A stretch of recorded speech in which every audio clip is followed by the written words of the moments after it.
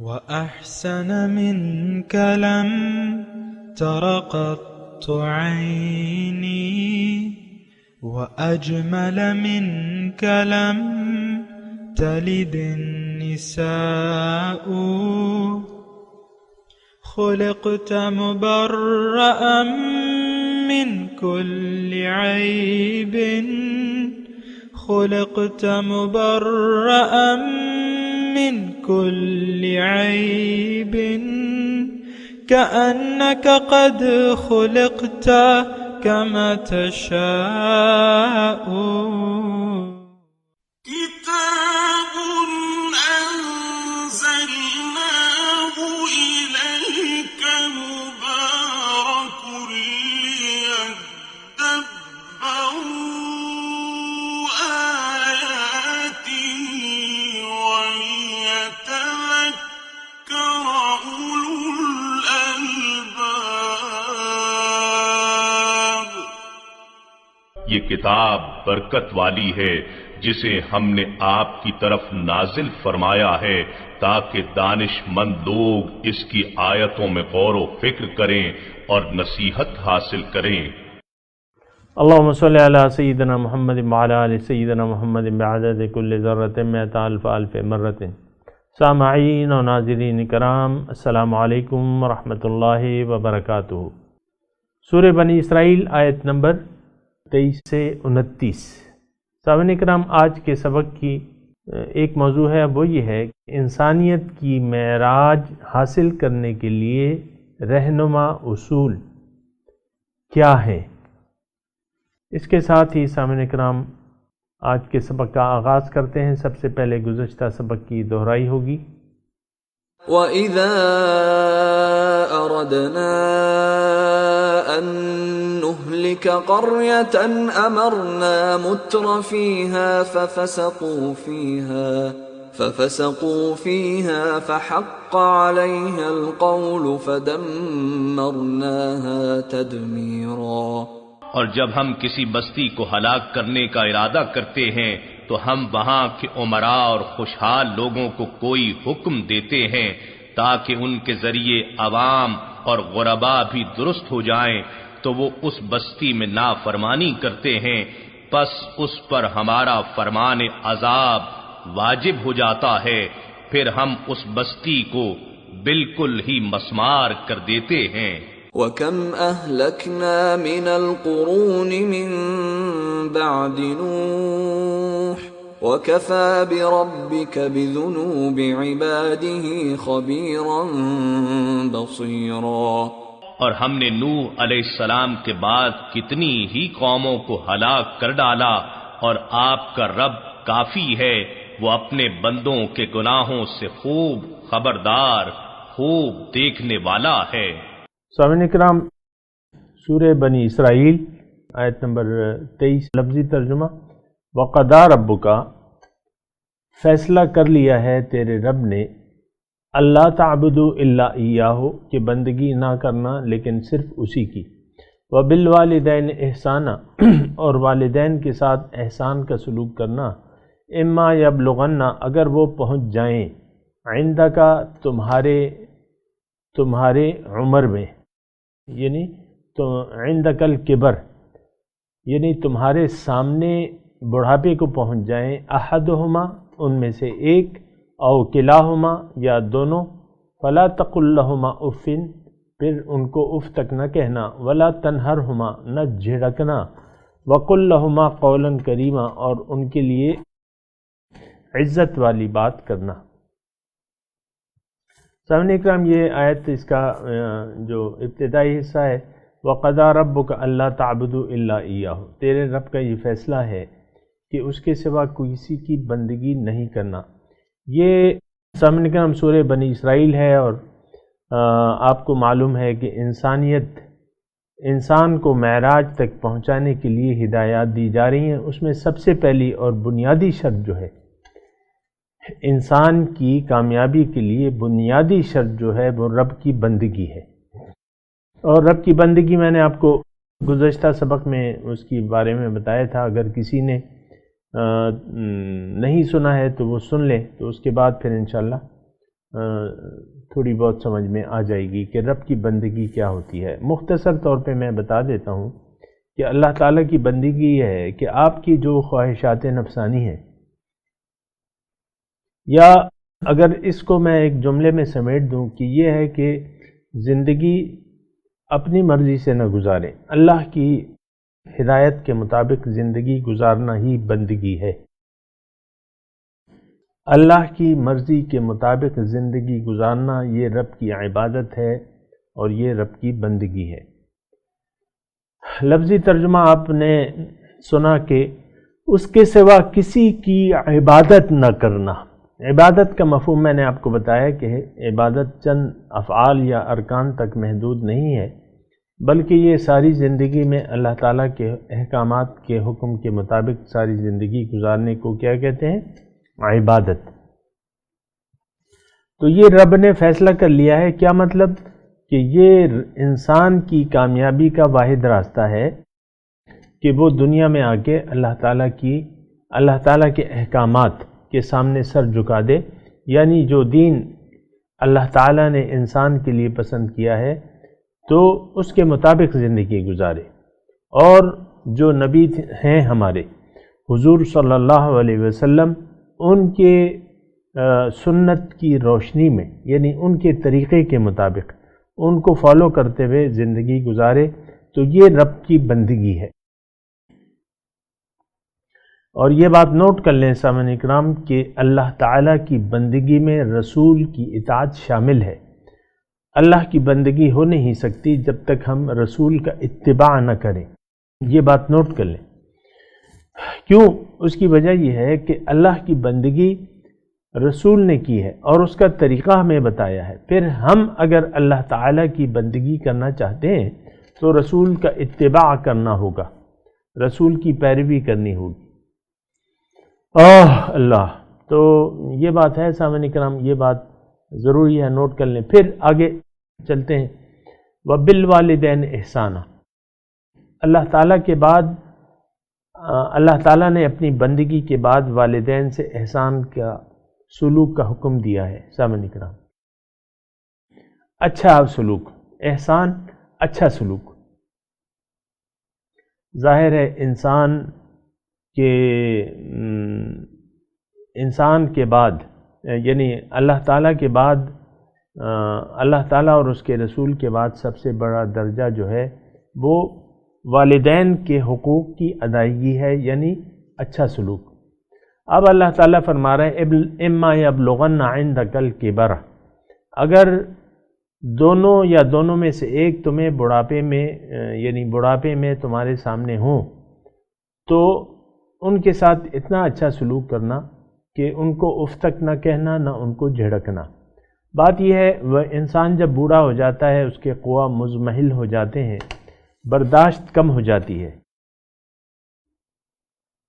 اور بوڑھا ہو کے باپ جو ہے عموماً گھر تک محدود رہتا ہے، تو گھر کے ماحول میں پہلے وہ باہر کا عادی تھا، تو اب یہ گھر میں ہے تو گھر میں اکیلا پن محسوس کرتا ہے، اور تھوڑا سا یہ ساری جو بوڑھے ہیں آپ دیکھتے ہوں گے ان کی حالت کو کہ وہ بچوں تک محدود ہو جاتے ہیں۔ لیکن اگر بچے ان کے ساتھ اچھا سلوک کریں تو ان کی زندگی بہتر ہوگی، بہتر گزرے گی، بڑھاپا جو ہے اچھا گزرے گا۔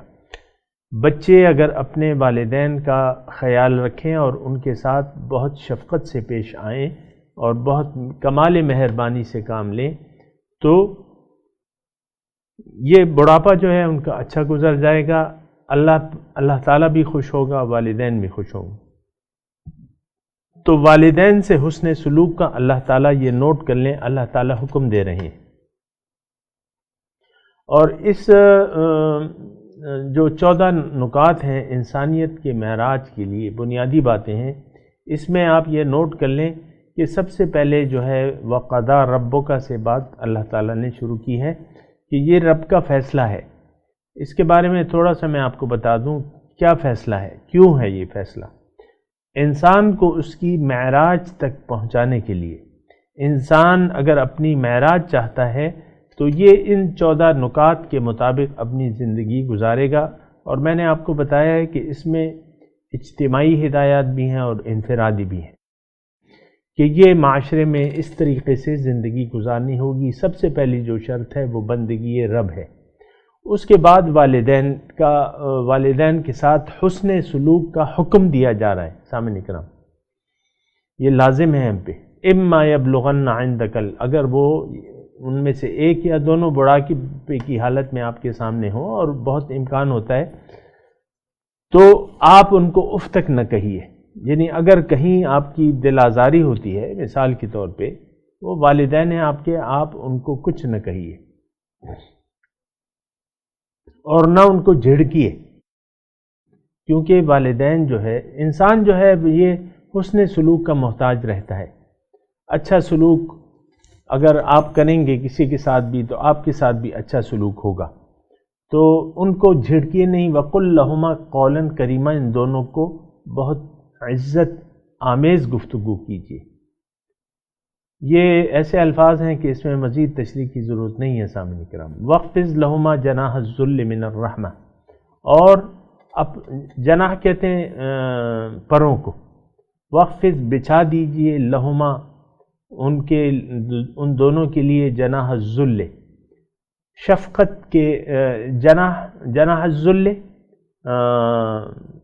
اپنے پر ذلت کے ساتھ، عاجزی کے ساتھ، یعنی ان کے سامنے عاجزی کے ساتھ پیش آئیے۔ یہ بڑی بنیادی بات ہے سامعین کرام۔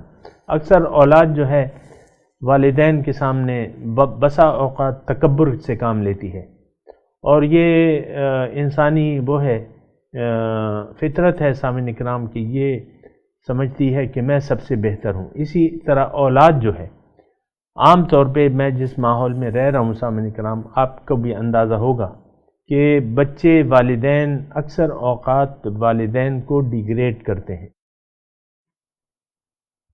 اپنی رائے کو فوقیت دیتے ہیں، جو ان کی سمجھ میں بات آ رہی ہوتی ہے تو اسی کو پریفرنس دیتے ہیں۔ والدین بسا اوقات بچوں کے لیے اچھا ہی سوچتے ہیں، اور یہ نہیں ہو سکتا کہ کوئی والد اپنے بچوں کے لیے برا سوچے۔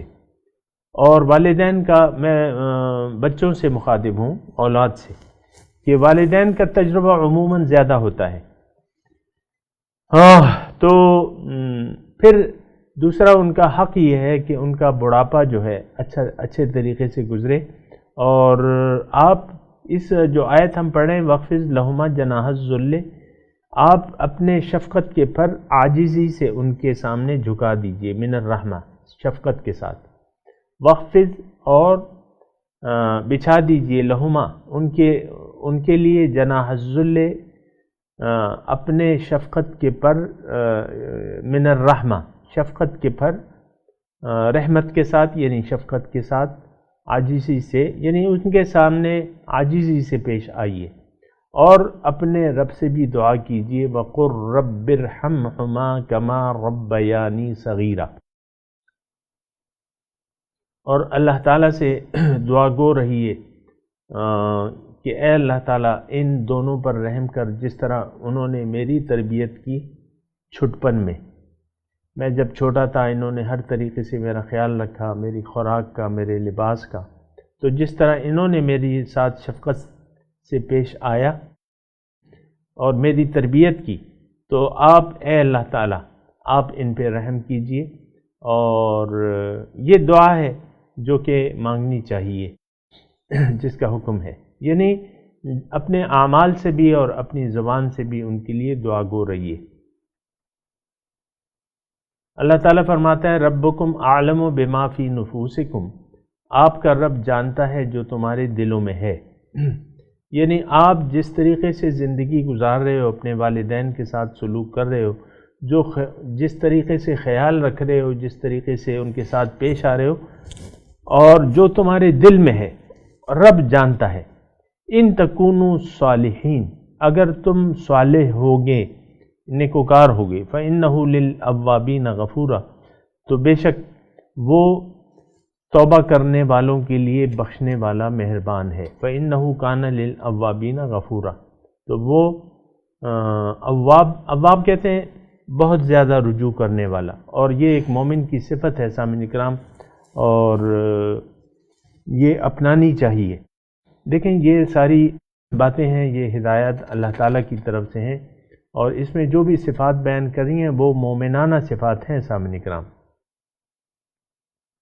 اور مشرکانہ اور کافرانہ صفات آپ کو معلوم ہے کہ وہ لوگ اپنے والدین کا خیال نہیں رکھتے، اور یہ یعنی والدین کی اطاعت جو ہے وہ لازم ہے، یا جب تک کہ شرک کا حکم نہ ہو۔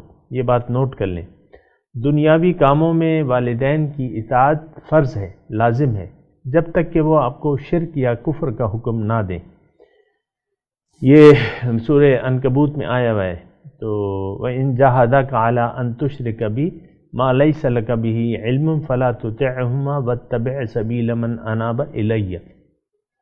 تو یہ صالح بننا، ایک تو صالح بننا جو ہے وہ انسان کی ضرورت ہے کہ وہ صالح بن جائے۔ صالح مطلب نیک، نیک کردار، صالح اسے کہتے ہیں، نیک کردار۔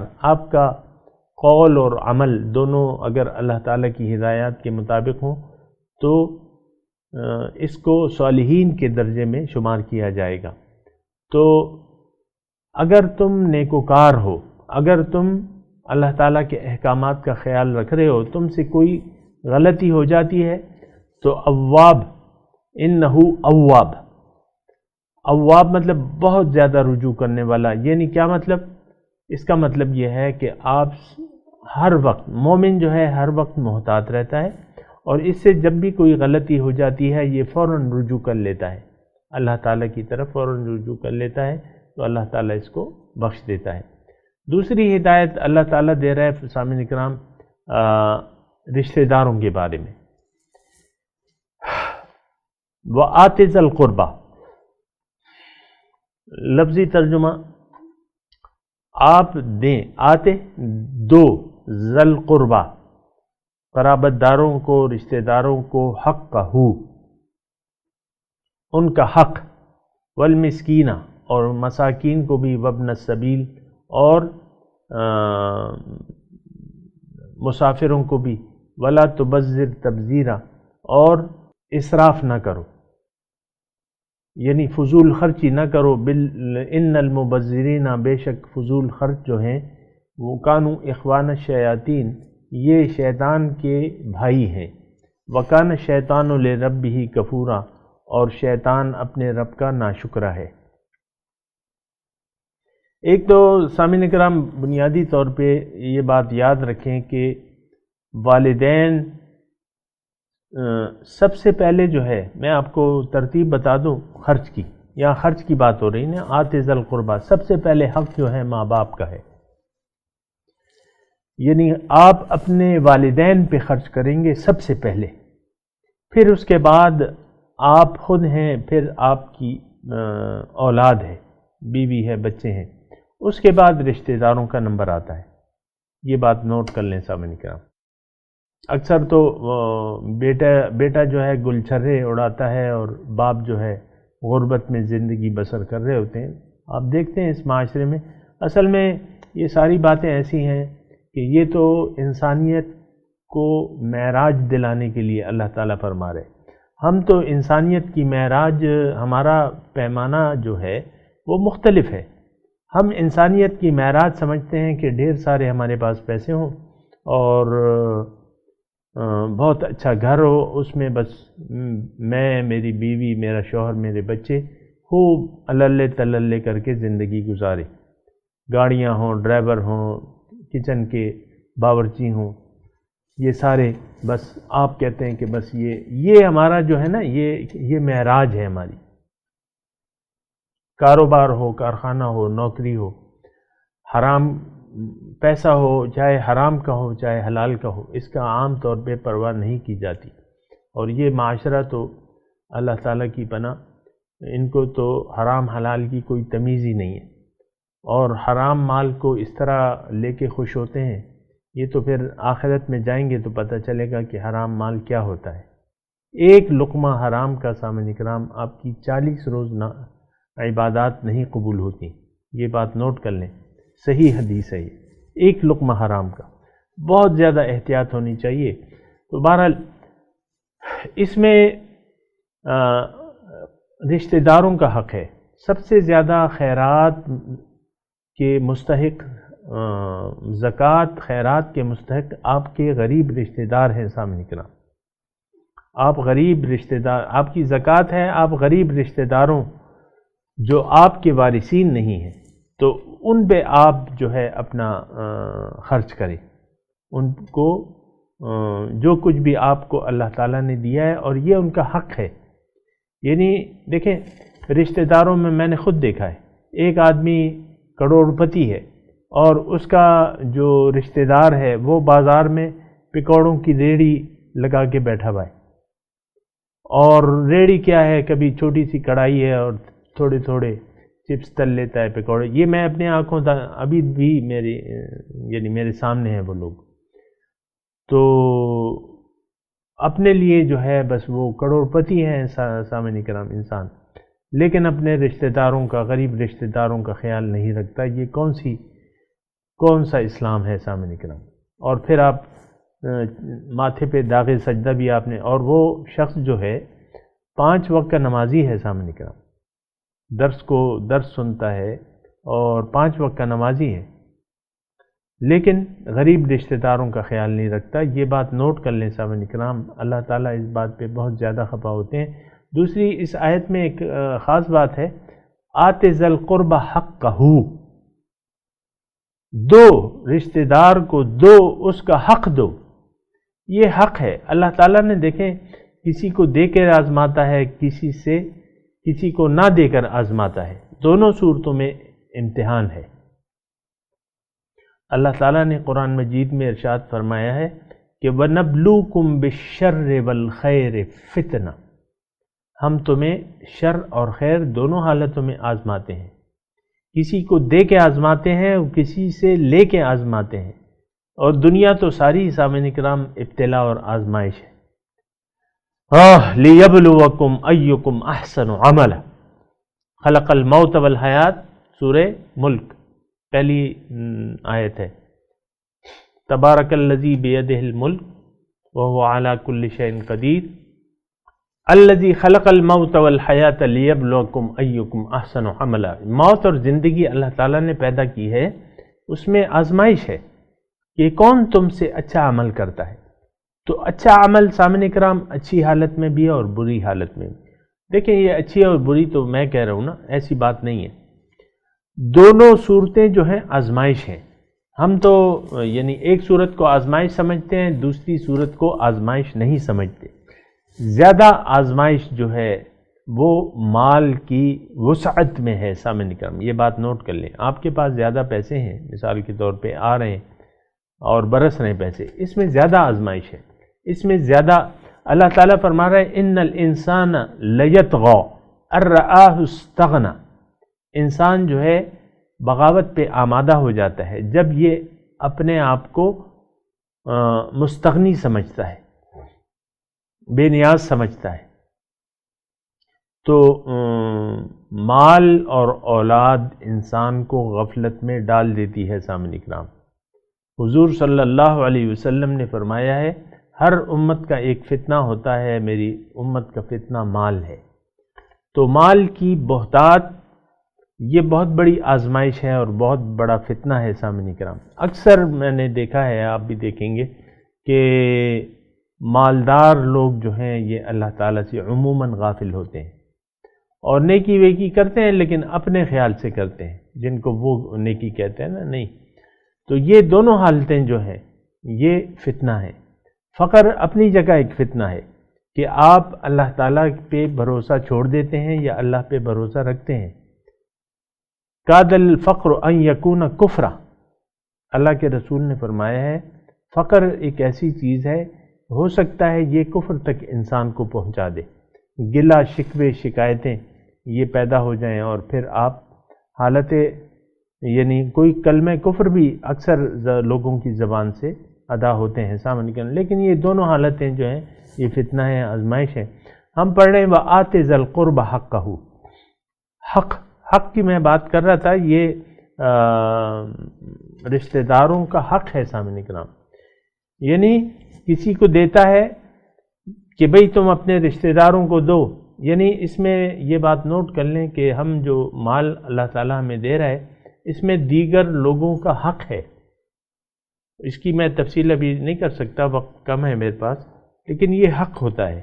اگر کسی کو آپ دے رہے ہیں تو یہ آپ اس پہ احسان نہیں کر رہے، یہ قلوبہم منکرۃ، جن کا یقین آخرت پہ نہیں ہے ان کا دل اللہ تعالیٰ کی توحید کو ماننے سے انکاری ہے. سامعین کرام، جس طرح ہمارا دل اس معاشرے کا جس میں میں اور آپ رہ رہے ہیں، اس کا دل انکاری ہے، اللہ تعالیٰ کی توحید کو یا اللہ تعالیٰ کے سامنے سر جھکانے سے انکاری ہے. سامعین کرام، یہ یعنی اس میں دلائل کی ضرورت نہیں ہے، یہ عام زندگی میں آپ دیکھ لیں.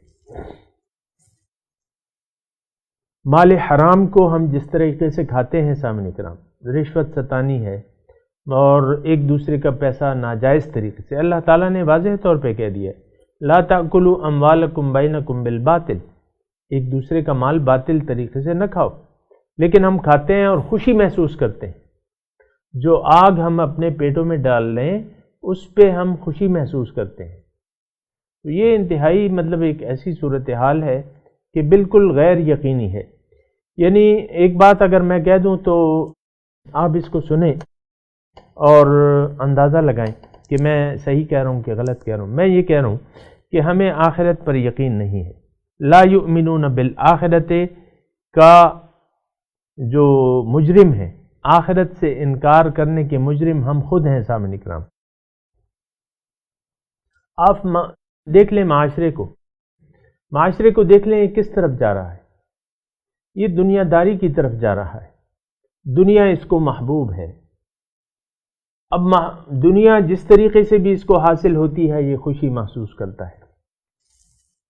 مال حرام، یہ چند مثالیں ہیں جو میں اس لیے بیان کرتا ہوں کہ یہ آپ عام طور پہ دیکھ رہے ہیں.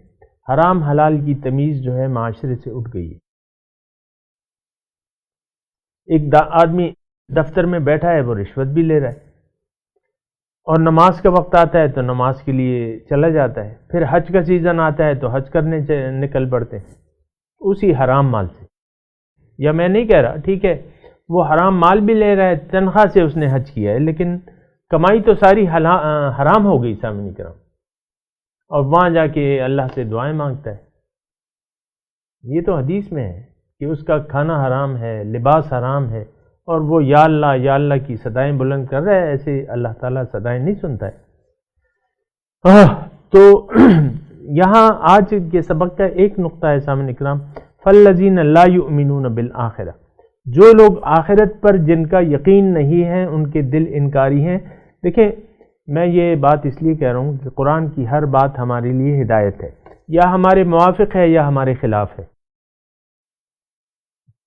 یا تو ہم اس کے مطابق ہیں یا اس کے برخلاف زندگی گزار رہے ہیں. اب اس آیت کو اس کے ترازو میں ہم اگر اپنے آپ کو دیکھیں تو اس کا مطلب یہ ہے کہ ہاں ہم نے انکار کیا ہوا ہے آخرت کا، ایمان نہیں ہے، آخرت پہ ایمان نہیں ہے.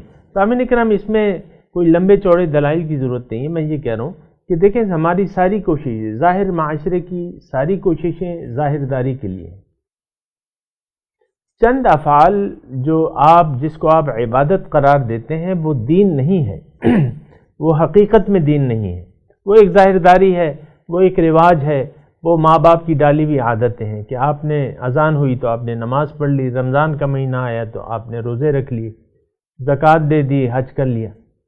یہ تو مروجہ عادات ہیں جو ہم کر رہے ہیں بغیر کسی مقصد کے. آج اگر میں یہ کہوں نا کہ ہمارے زندگی گزارنے کا مقصد اگر ہے تو وہ صرف دنیا ہے، آخرت ہمارا مقصود نہیں ہے. تو یہ آیت فالذین لا یؤمنون بالآخرۃ قلوبہم منکرۃ، جو لوگ آخرت پر ایمان نہیں لاتے ہیں ان کے دل انکاری ہیں. وہم مستکبرون، اور وہ تکبر کر رہے ہیں. تکبر کیا چیز ہے سامعین کرام؟ تکبر اپنے آپ کو بڑا سمجھنا. اب بڑائی تو صرف اللہ کے لیے ہے سامعین کرام. ہم اصل میں بات یہ ہے کہ ہم تو قرآن پہ سوچ سمجھ فکر یہ کچھ بھی نہیں ہے. تکبر بڑا سمجھنا. اب پڑھا سمجھنا یعنی قرآن کے حساب سے اگر آپ اس کو سوچیں گے تو تکبر یہ نہیں ہے کہ میں اللہ سے بڑا ہوں، نعوذ باللہ من ذالک، یہ تو کوئی بھی نہیں کہہ سکتا۔ حقیقت میں تکبر کیا ہے، یا قرآن ہمیں کیا اس کی تعلیم اور تفصیل بتاتا ہے۔ قرآن کی نظر میں ایک مختصر میں بات کہہ دوں، اللہ کی نظر میں ہر وہ شخص جو اللہ تعالیٰ کے احکامات کو نظر انداز کر کے زندگی گزار رہا ہے، چاہے اس نے زبانی کلمہ پڑھا ہے یا نہیں پڑھا، اس سے بحث نہیں ہے، لیکن اگر کوئی شخص اللہ تعالیٰ کی ہدایات خداوندی جو کہ دین ہمیں بتاتا ہے، جو قرآن ہمیں بتاتا ہے، جس میں عمل کا طریقہ ہمارے حضور نے ہمیں بتایا ہے، اگر کوئی شخص اس طریقے کے علاوہ کوئی اور طریقہ اپنا لے تو یہ تکبر ہے۔ سامنے کرام، یہ متکبر ہے۔ یہ ایک جملہ سادہ سا آپ سن لیں۔ آپ متکبر کون ہے؟ جو اللہ تعالیٰ کی ہدایات کے مطابق زندگی نہیں گزار رہا اور نہ گزارنے پہ تیار ہو رہا ہے۔ بہت سے لوگ ہیں سامنے کرام جو سنتے ہیں لیکن عمل نہیں کرتے، اور ہم نے بنی اسرائیل کا وہ وتیرہ اپنا لیا ہے، وہ عادت ہم میں آ چکی ہے۔ وہ یہ کہتے تھے وَقَالُوا سَمِعْنَا وَعَصَيْنَا، ہم نے سنا لیکن ہم مانتے نہیں ہیں، ہم نہیں مانیں گے، ہم نافرمانی کریں گے۔ یعنی انہوں نے قول سے نہیں کہا تھا، یہ انہوں نے اپنے عمل سے یہ کہا تھا، نہیں عمل کرتے تھے بولے۔ اسی طرح ہم کون سا عمل کر رہے ہیں؟ دیکھیں قرآن کو ہم نے پس پش ڈال دیا ہے، اللہ کی یاد کو ہم نے وَاتَّخَذْتُمُوهُ وَرَاءَكُمْ ظِهْرِيًّا، اللہ کی یاد کو ہم نے پس پش ڈال دیا ہے۔ اللہ تعالیٰ تو ہمیں بھولا ہوا ہے سامنے کرام۔ اللہ تعالیٰ کے احکامات، دیکھیں انسان وہ ہے جو اللہ کے حکم کے مطابق زندگی گزارے، وہ انسان ہے۔ اگر نہیں گزارے تو وہ پھر حیوانوں سے بھی بدتر ہے۔ یہ بھی میں آپ کو بات بتا دوں، جانوروں سے بھی بدتر ہے۔ اور قرآن نے کہا ہے اولئک کالانعام بل ہم اضل، یہ ان کی مثال جانوروں کی سی ہے، لیکن اس سے بھی وہ گئے گزرے ہیں۔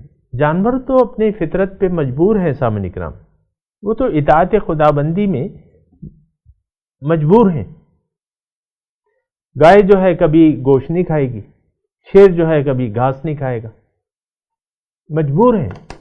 تو جب مجبور ہیں تو پھر یہ ہے کہ سامعین کرام بہت ایسی صورتحال ہے جس پہ ہمیں سوچنا ہے اور سمجھنا ہے۔ دیکھیں مستکبرون کے دیکھنا ہمیں یہ ہے کہ ہم متکبرین میں آتے ہیں کہ نہیں، اور متکبرین کا ٹھکانہ جو ہے آپ کو معلوم ہے کہ دوزخ ہے۔ فبئس مثوى المتکبرین، بہت متکبرین کا بہت برا ٹھکانہ ہے دوزخ جو ہے۔ سامعین اکرام گزارش یہ ہے کہ جو احکامات خداوندی ہیں جو کہ قرآن ہے، اس کو ہلکا نہ لیا کریں، اس کو آسان نہ لیا کریں، بلکہ یہ تو اللہ کا کلام ہے، اللہ کی ہدایات ہیں، اور ہدایات خداوندی یعنی اس کے مطابق آپ نے اگر زندگی نہیں گزارنی یا نہیں گزار رہے تو آپ کا یعنی آپ پھر متکبر ہیں۔ اگر آپ متکبر ہیں تو پھر یہ ہے کہ معاملہ جو ہے پھر ہمارے ساتھ جنتیوں والا معاملہ نہیں ہوگا۔ یہ میں آسان الفاظ میں آپ کو کہہ رہا ہوں، جنتیوں والا سلوک نہیں ہوگا، نہ روح نکالتے وقت، نہ قبر میں، نہ حشر میں، نہ اس کے بعد جو مراحل ہیں جنت یا دوزخ، جنتیوں والا سلوک نہیں ہوگا، وہ دوزخیوں والا اور متکبرین کا سلوک ہوگا۔ تو یہ سامعین اکرام آج کے سبق میں دو چیزیں ہیں، دو چیزیں دیکھنے کے قابل ہیں، تولنے، ہمیں اپنے آپ کو اس میں تولنا ہے۔ آیا ہم آخرت کے بارے میں یقین میں ہیں؟ لا یؤمنون بالآخرہ، جو لوگ آخرت پر جن کا یقین نہیں ہے، ہم دیکھیں کہ کیا ہمارا یقین ہے۔ دیکھیں یقین سے عمل پیدا ہوتا ہے، وہ شاعر نے کہا ہے نا کہ عمل سے زندگی بنتی ہے، جنت بھی جہنم بھی۔ یہ خواہ کی اپنی فطرت میں نہ نوری ہے نہ ناری ہے۔ اللہ، عمل سے زندگی بنتی ہے۔ تو سامعین کرام، اگر ہمارے اعمال، یہ بات نوٹ کر لیں کہ ہمارے اعمال ہمارے یقین کی گواہی دے رہے ہیں اور دیتے ہیں۔ اگر آخرت پر یقین ہے ہمارا تو ہمارا عمل اس کی گواہی دے گا، اور اگر یقین نہیں ہے تو بھی ہمارا عمل اس کی گواہی دے گا۔ آج میں اور آپ جس ماحول میں رہ رہے ہیں سامعین کرام، تو اس میں معلوم یہ ہوتا ہے کہ ہمیں ساری ہماری کوششیں، توجہ دنیا کی طرف ہے، ظاہر کی طرف ہے۔ اس کا مطلب کیا ہے کہ آخرت پہ ہمارا یقین نہیں ہے، اور اس کا نتیجہ کیا ہے کہ ہم متکبر ہیں، وہم مستکبرون۔ اس آیت میں کیا ہے کہ جو لوگ آخرت پر یقین نہیں رکھتے وہ متکبر ہیں، انہوں نے اپنے آپ کو بڑا سمجھا ہوا ہے۔ اور ظاہر ہے سامعین اکرام، اس میں کیا مطلب مشکل ہے سمجھنے کی کہ آپ اللہ کے حکم کو، ایک کام آپ کے سامنے پیش آیا، اللہ تعالیٰ کے احکامات کو نظر انداز کر دیتے ہیں۔ دفتر میں مثال کے طور پہ، یہ مثالیں میں اس لیے دیتا ہوں کہ یہ عام معاشرے میں چپڑاسی سے لے کر اوپر تک آپ دیکھیں، 2016 کی میں بات کر رہا ہوں، یہ ریکارڈنگ 2016 کی ہے، دسمبر کی۔ وآخر دعوانا ان الحمد للہ رب العالمین، والسلام علیکم ورحمۃ اللہ وبرکاتہ۔